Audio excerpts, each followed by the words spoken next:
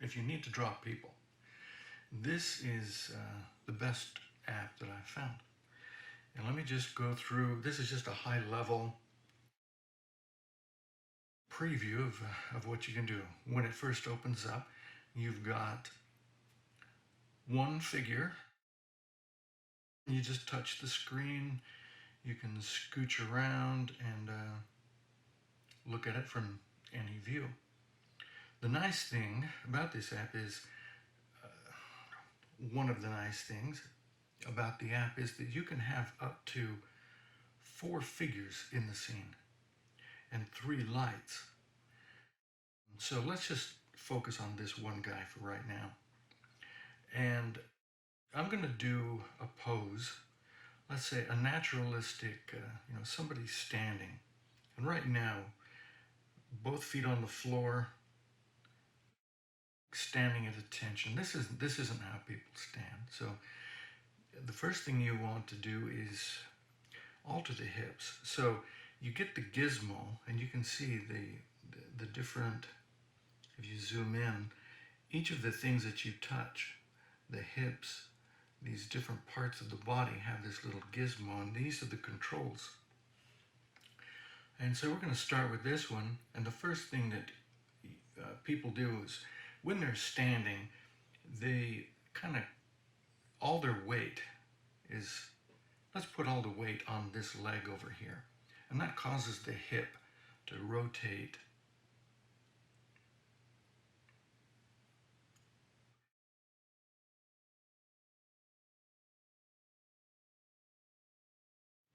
So by rotating him like this, now we need to, the center of gravity is off. So let's take this leg and let's move this leg back underneath him. And this leg has to go away. So now the center of gravity is back underneath him. What this will do, since this is the leg that has all the weight, this one will bend. So that's the green. So you can bend here, and you bend here, and you bend the foot.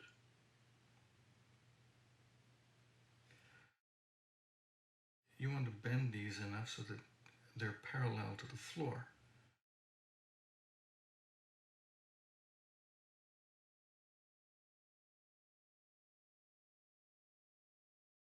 So now he's floating off the floor a little bit because of these adjustments, and so you can move the full figure forwards or back, left to right, up or down. You can rotate him around. So we're just going to bring him down till he touches the floor.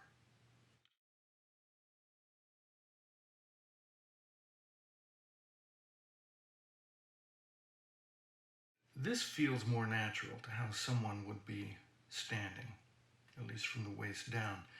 But now that since the top has moved, we need to bring that back into that center of gravity. So let's look at the front here. The controls for the legs at the hips right there. Another control is just the lower back. And this is the one where if you, now let's rotate, you can rotate it. We need to rotate it back up. So let's straighten him back up a little, go up into the chest a little bit, and let's straighten him back up. This is the neck area. You can straighten that up. And let's turn this the other way. So you've got kind of all of his weight is now, that center of gravity is where it belongs. And of course the arms, let's take the arms and just scoot them down.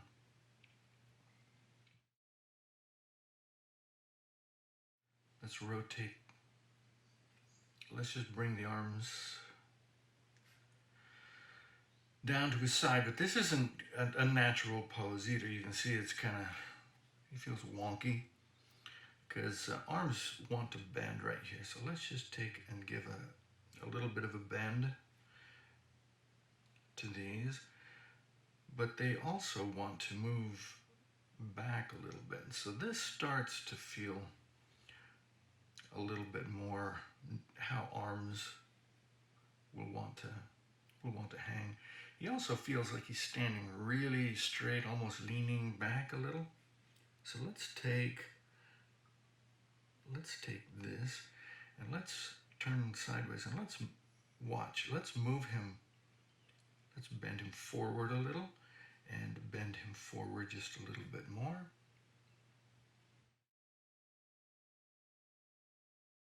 And you can turn him if you rotate him this way from side to side. You can get some realistic poses going.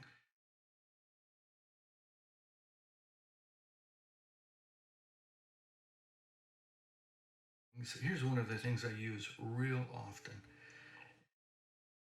You've got the two menus. This is the main menu, and these are the options for the figure itself. And this is where the real power comes in.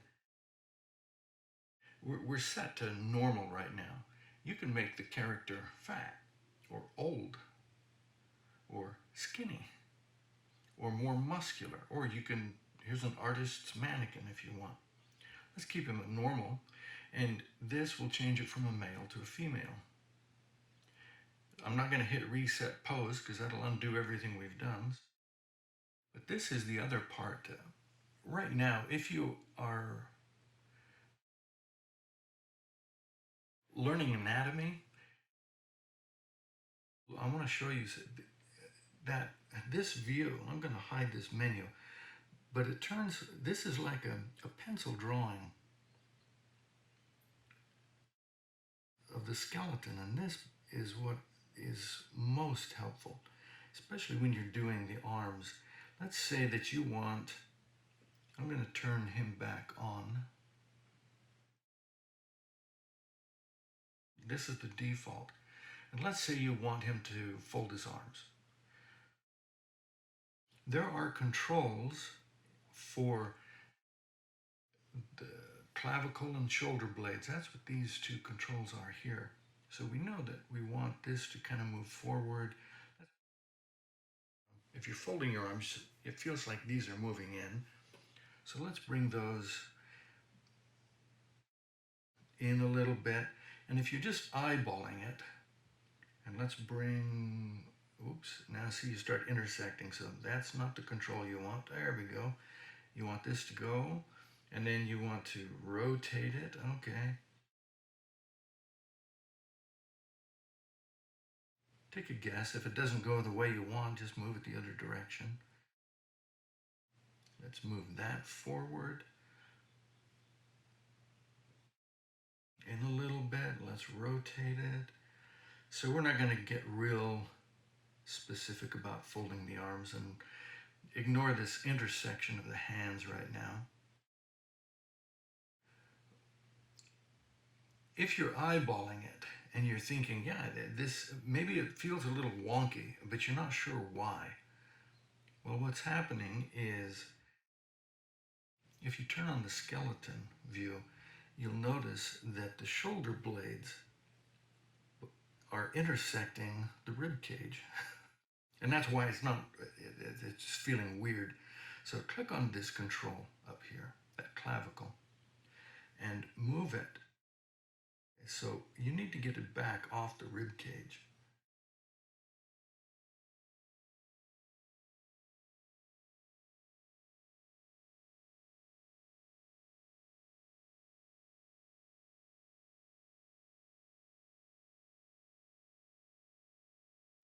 Okay, so to get the arms to fold, obviously you don't want, we can't have those intersections going on.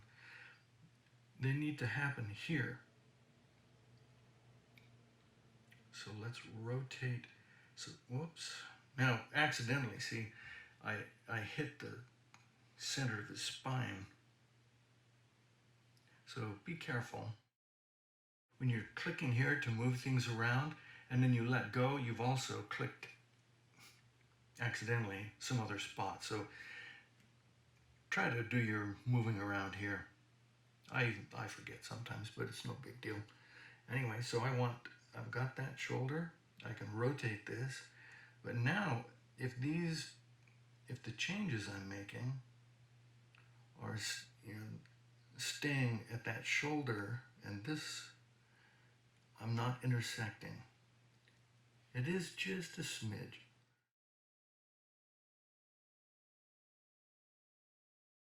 And let's do the same thing here.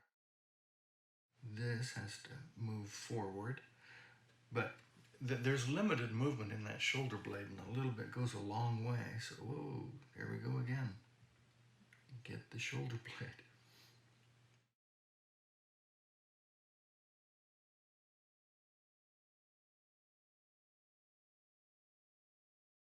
You want to be able to see some space in between those,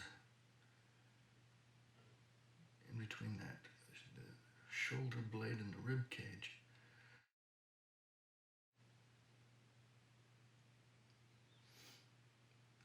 But this view, the skeleton, it keeps you from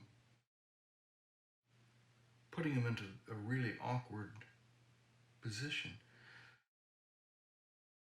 Now it's working. You can see that the folding arms would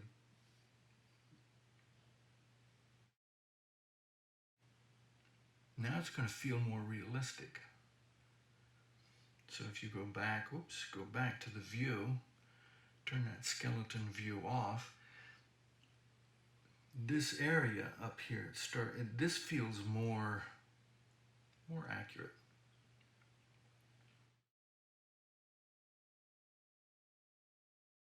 Some of the other views, if you are learning anatomy, this right here lets you turn on the muscles so that you can see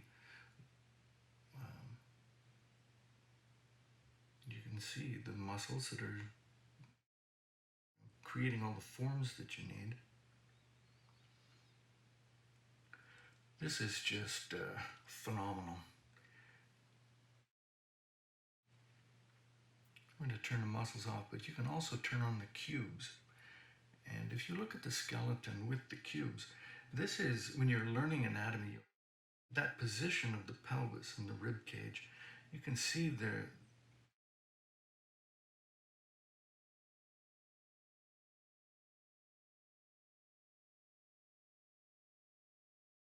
proportions and the angles that will help you when you're trying to draw this. And it's hard to talk. It's hard to talk and do this stuff at the same time, so forgive me. Anyway, these are just some of the tools. The skeleton can also be turned to a complete realistic view. And what's really helpful is that outline of the figure, so you can see where the bones are, especially the hips, where they line up, how close they are to the surface of the skin.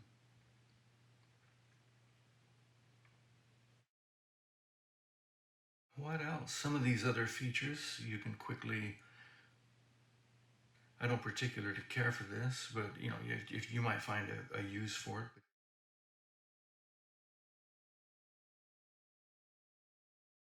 There is a comic view, and this just emphasizes some of the forms. You can view it not just as life. I mean, not just as that model, but if you hit the black and white or color, it colorizes, but it helps you see where the shadows fall. And the other thing that is helpful here is controlling the light. So if you hit light 1, this little arrow right here is showing the direction of the light. And you can change the intensity of the light, the color of the light. So depending on the illustration that you are working for, you can get a strong light, and you can have up to 3 lights. So you can get a rim light,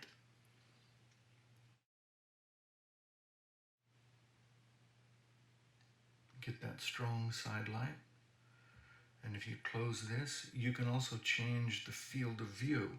Right now, we're set to normal, but Now, this is where you get your perspective. You move this way up in here, and now you can see that you've got the distortion from, really wide angle. So you can focus over the shoulder, some of the action poses that you might need in illustrations.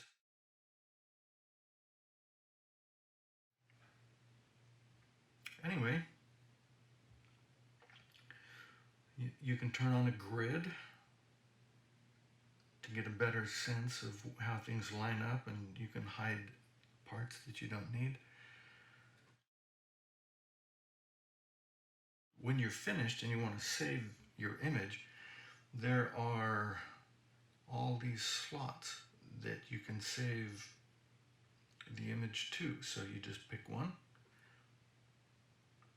it saves it, and it's good.